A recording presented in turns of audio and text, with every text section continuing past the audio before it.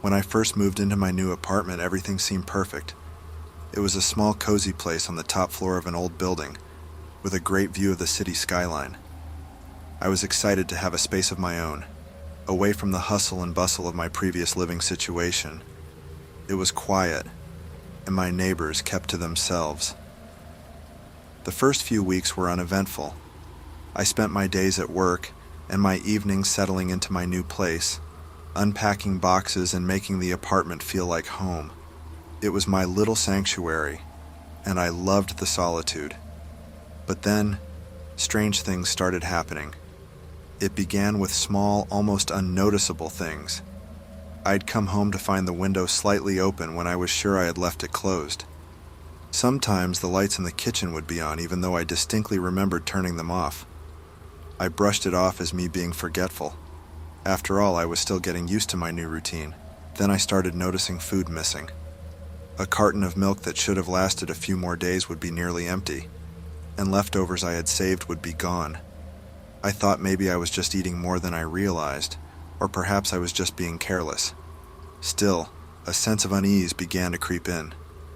One night after a long day at work, I came home to find my living room rearranged. The pillows on the couch were moved, and a few of my books were out of place. It was subtle, but enough for me to notice. My heart pounded as I walked through the apartment, checking every room, but everything else seemed normal. I convinced myself that maybe I had done it in a rush that morning and forgotten. The breaking point came a few nights later. I was lying in bed, half asleep, when I heard a faint creaking noise. It was coming from above, like someone was moving around in the ceiling. My building had no attic, so the sound didn't make sense. I held my breath, listening.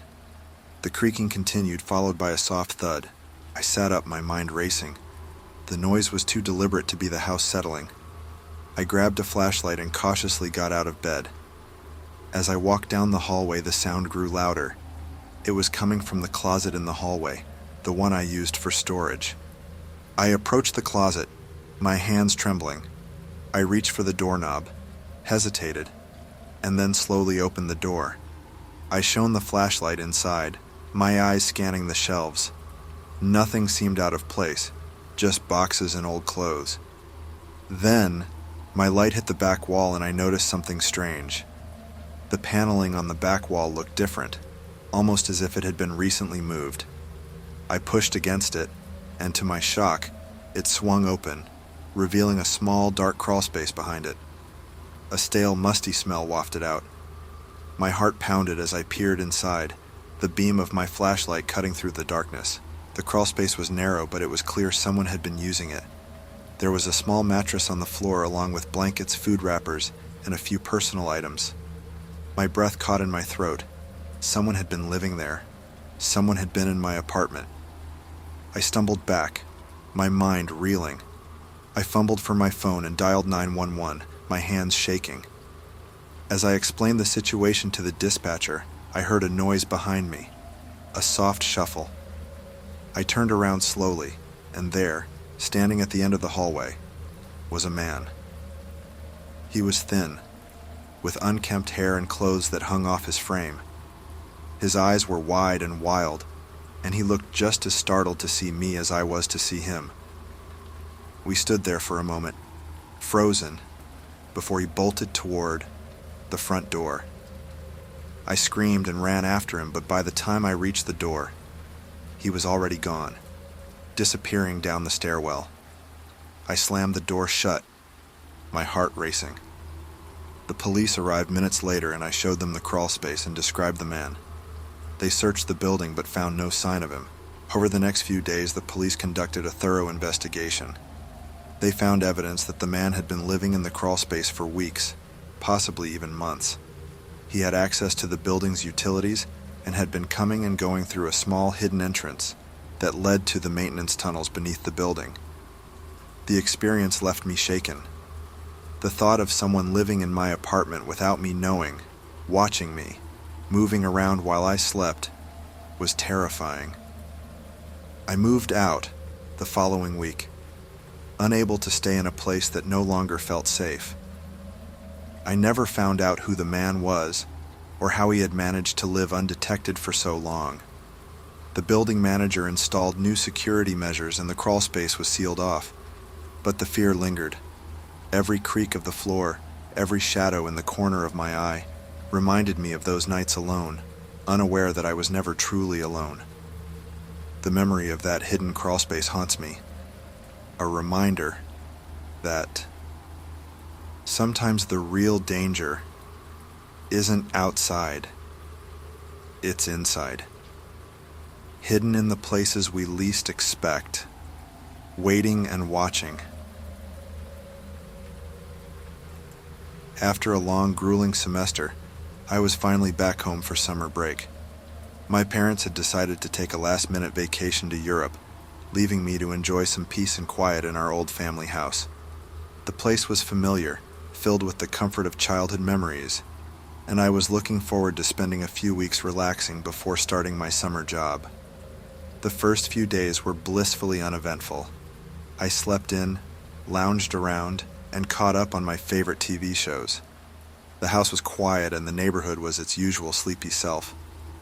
One evening as I was watching a movie, I heard a faint noise coming from above. It was a scratching sound, like something was moving around in the attic. I paused the movie, listening carefully. The sound stopped and the house was silent again. I shrugged it off, figuring it was probably just a squirrel or a bird that had gotten into the attic. We'd had problems with that before. I went back to my movie, the noise forgotten. The next day the sound returned. This time it was louder, more insistent, like something was pacing back and forth. I felt a flicker of annoyance. The last thing I wanted to deal with was a pest problem. I decided to check it out. Grabbing a flashlight, I made my way to the attic door. The house had been built in the 1920s, and the attic was accessed by a narrow staircase hidden behind a door in the hallway. The door creaked as I opened it, revealing the dark, musty staircase leading up to the attic. I hesitated for a moment, a sense of unease washing over me. Shaking it off, I flicked on the flashlight and climbed the stairs. The attic was filled with old boxes, forgotten furniture, and dusty memories. I scanned the room with the flashlight looking for any signs of movement. "Hello?" I called out, feeling a bit foolish. "Anyone up here?" There was no response, just the sound of my own breathing. I searched around for a few minutes but found nothing out of the ordinary. No squirrels, no birds, just the usual clutter. Satisfied, I went back downstairs, convinced that whatever I had heard was gone. That night the noise returned. I was lying in bed reading when I heard it again. The scratching was louder this time, accompanied by a low, rhythmic thumping. It sounded almost like footsteps. My skin prickled with unease. I sat up, straining to hear. The noise continued, a soft, repetitive thump, thump, thump. I got out of bed and made my way to the attic door, my heart pounding. The sound grew louder as I approached, unmistakably coming from the attic. I hesitated, my hand on the doorknob. The thought of going up there again filled me with dread, but I had to know what was making that noise. I opened the door slowly, the creaking hinge echoing in the hallway. I turned on the flashlight and climbed the stairs. The attic was dark, the air thick with dust. I shone the flashlight around, my eyes darting from one shadow to another. The noise had stopped. I stood there for a moment, listening, my breath catching in my throat. Suddenly, the flashlight flickered and went out. I cursed under my breath, tapping it with my hand, trying to get it to work. In the darkness, I heard the noise again, closer this time. The scratching and thumping were right above me, as if something were crawling across the ceiling. I backed away, my heart racing. The flashlight sputtered back to life, casting a weak beam of light. I scanned the room frantically, my mind racing with possibilities. Then I saw it. In the far corner of the attic, near a stack of old boxes, something was moving. I squinted, trying to make out what it was. The light was dim, but I could see a shape, small and hunched over. It looked like a child, crouching in the shadows. "Who's there?" I called out, my voice shaking. "What are you doing up here?" The figure didn't move, didn't make a sound, it just stayed there, hunched over, its back to me. My hands trembled as I took a step closer, the flashlight trembling in my grip. "Hello?" I called again, my voice barely above a whisper. The figure turned slowly, and my breath caught in my throat. It wasn't a child. Its face was pale and gaunt, eyes sunken and hollow.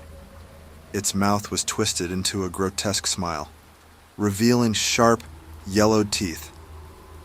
It stared at me, unblinking, its head cocked to one side.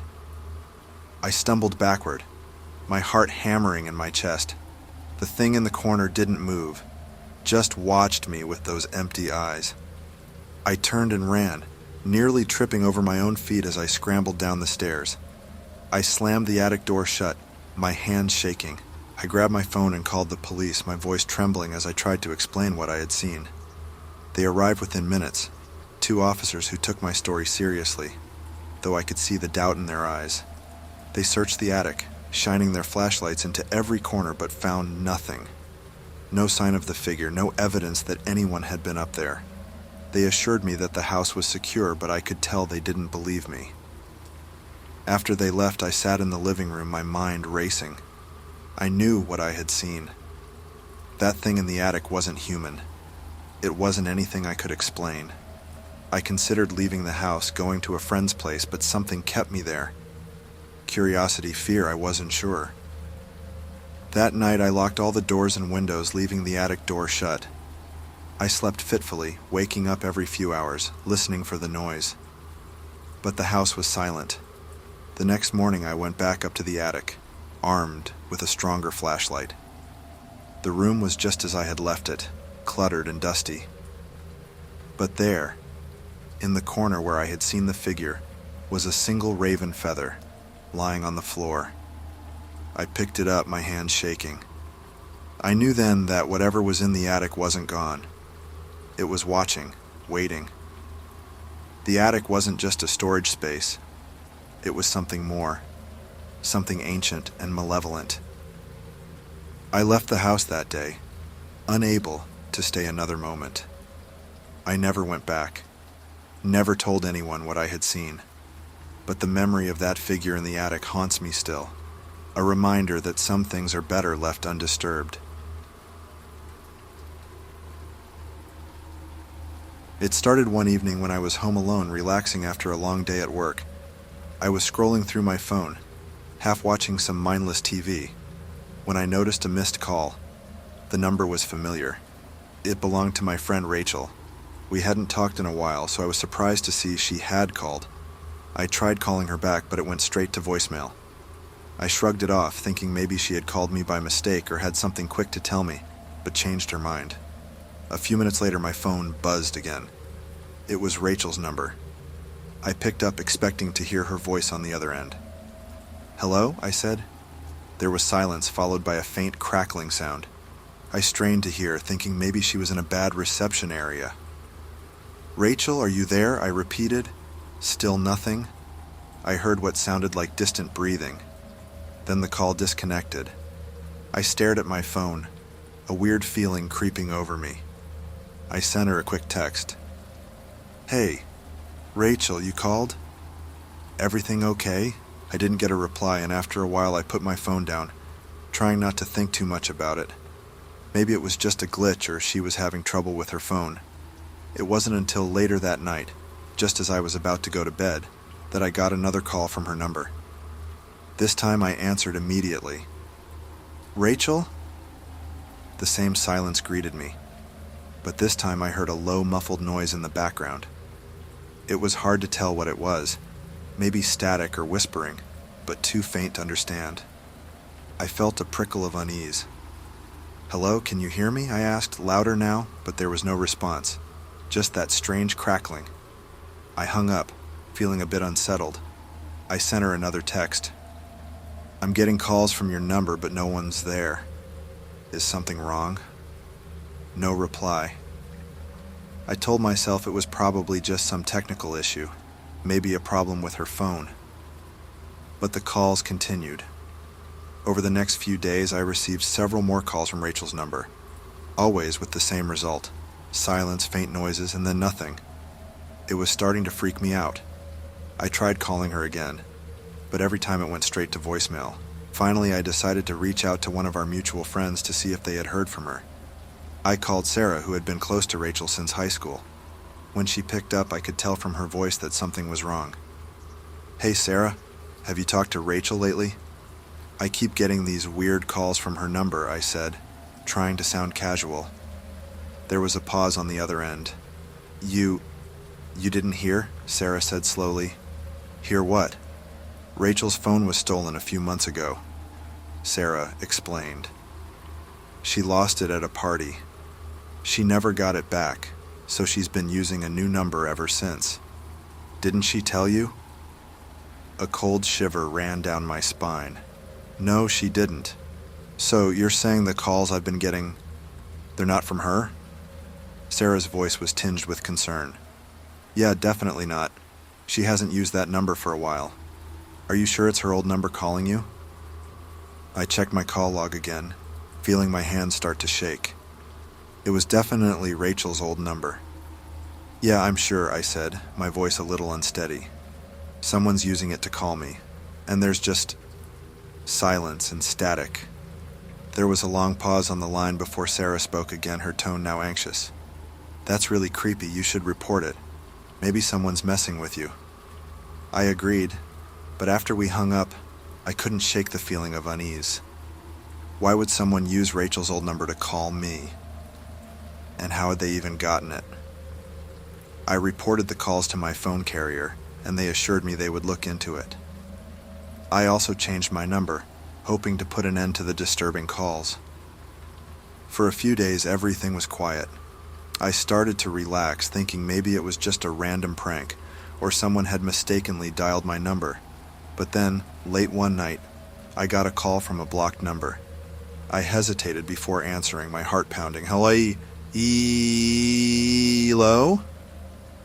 There was silence, then that familiar crackling noise. My heart skipped a beat and I froze. The breathing on the other end was louder now, more distinct. I felt a chill run down my spine. "Who is this? I'm Anardi." "Dao mande de tao." Trying to keep my voice steady. There was a moment of silence, then a low whisper, almost inaudible. "I see you." I hung up, my hands shaking. I looked around my living room, the shadows suddenly feeling more ominous, the darkness pressing in on me. I closed all the blinds and double-checked the locks on the doors. My mind raced, trying to figure out who could be behind this. Why were they calling me? How did they know Rachel's number, and what did they mean, "I see you"? That night I barely slept. Every creak of the house, every gust of wind made me jump. I kept my phone close, dreading the sound of it ringing. I couldn't shake the feeling that someone was watching me. The next day I decided to go to the police. I showed them my call log and explained what had been happening. They took down my information and promised to investigate, but I could tell they didn't think it was a high priority. To them, it probably seemed like a prank or a simple case of harassment. I went home, feeling more uneasy than ever. The thought of someone using Rachel's number to call me, someone who knew my routines, who knew when I'd be alone, made my skin crawl. I started changing my habits, avoiding walking alone at night, being more vigilant about locking up. A week later, I got another call from a blocked number. This time I didn't answer.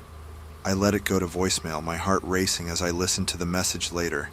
The voice on the other end was clearer now, a whisper that sent chills through my entire body. "I'm closer than you think." I moved out of my apartment the next day, crashing at a friend's place until I could find a new place to live. The police never found out who was behind the calls, and the strange number never called again.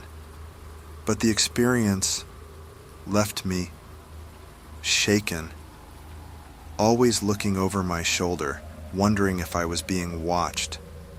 I don't know if it was a prank or something more, but one thing is certain. Someone had been using Rachel's old number to reach out to me, to make sure I knew they were there, watching, waiting. And that thought alone still keeps me awake at night.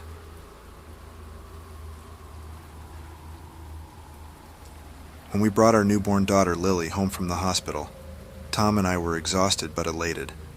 We had prepared for months, setting up the perfect nursery, reading every parenting book we could get our hands on, and buying all the latest baby gadgets to make life a little easier. One of those gadgets was a baby monitor with a camera. It had night vision, two-way audio, and could be accessed from our phones. It was the perfect way to keep an eye on Lily while we were in other rooms. The first few nights were relatively smooth. We were getting used to the sleeplessness and the endless cycle of feeding and diaper changes. Every time Lily made a sound, one of us would check the monitor, reassured by the sight of her tiny form swaddled in her crib safe and sound. One night around 2 a.m., I was jolted awake by Lily's cries. I reached for the baby monitor on the bedside table and flicked on the screen. The greenish glow of the night vision lit up the room, showing Lily fussing in her crib. As I was about to get up to tend to her, something on the monitor caught my eye. There was a figure standing next to Lily's crib. I froze, my heart pounding in my chest. The figure was tall, with dark, indistinguishable features. It stood completely still, facing the crib, with what looked like its back to the camera. My first thought was that it was Tom, that maybe he had gotten up to check on Lily before I did. But a quick glance beside me confirmed he was still asleep, his soft snores filling the room. I looked back at the monitor, my hand shaking. The figure was still there, unmoving. Panic surged through me and I bolted out of bed, running down the hall to Lily's room. I pushed the door open, ready to confront whoever or whatever was in there. The room was empty. I rushed to the crib, checking on Lily. She was there, whimpering softly, her tiny fists waving in the air. I picked her up, holding her close, trying to calm my racing heart. I turned on the light and searched the room, but there was no one. No sign of an intruder. I checked the closet, behind the curtains, even under the crib. Nothing. Tom came in, rubbing his eyes, clearly confused. "What's going on?" he asked. I thought I saw someone on the monitor," I stammered. "Standing by her crib." He frowned, taking Lily from me and looking around. "Maybe it was a shadow, or a trick of the light. You're tired, and this monitor can be a bit glitchy." I nodded, trying to convince myself that he was right. We checked the monitor again, but this time there was no figure, just an empty crib. I chalked it up to exhaustion and an overactive imagination. We went back to bed, and after a while I managed to fall back asleep, though my mind was still racing. The next few nights were uneventful. I kept the monitor close, watching it whenever Lily made a sound, but I didn't see anything out of the ordinary. I began to relax, thinking maybe it really had just been a trick of the light. Then a week later, it happened again. I woke up in the middle of the night feeling uneasy. I checked the monitor, and there it was, the same figure standing by Lily's crib. This time it was facing the camera. Its features were still blurred, the darkness of the room making it impossible to see clearly.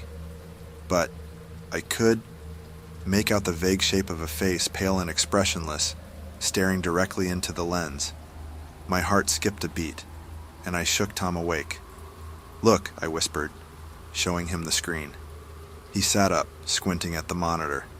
His face went pale. "What the hell?" he muttered, getting out of bed. We both rushed to Lily's room, our fear palpable. Again, the room was empty. Lily was asleep, her tiny chest rising and falling with each breath.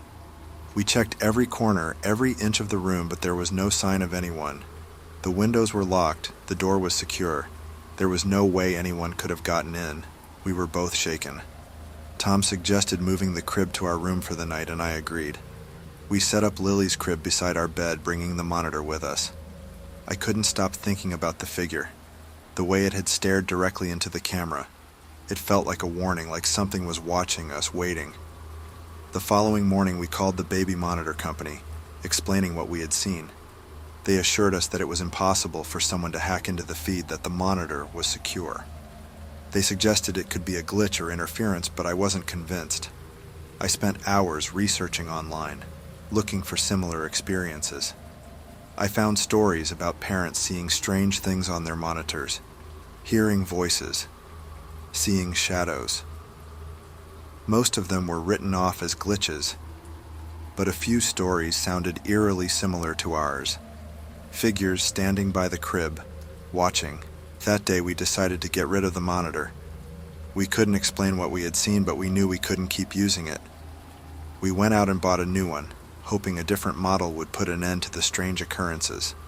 For a while, things seemed normal. The new monitor didn't show any figures, no shadows or faces. We started to relax, thinking maybe it was all in our heads. Then, one night, as I was getting ready for bed, I glanced at the new monitor. My heart stopped. The figure was there, standing in the hallway outside our bedroom. It was closer than ever. Its face clearer, more defined. It wasn't a glitch. It wasn't interference. It was real. I turned off the monitor, my hands shaking. I don't know what it was, or why it was watching us, but I knew one thing for sure. It wasn't going to stop. We moved out of the house a month later, unable to live with the constant fear. We never saw the figure again, but the memory haunts me. I can't look at a baby monitor without thinking of those dark, empty eyes staring back at me through the screen.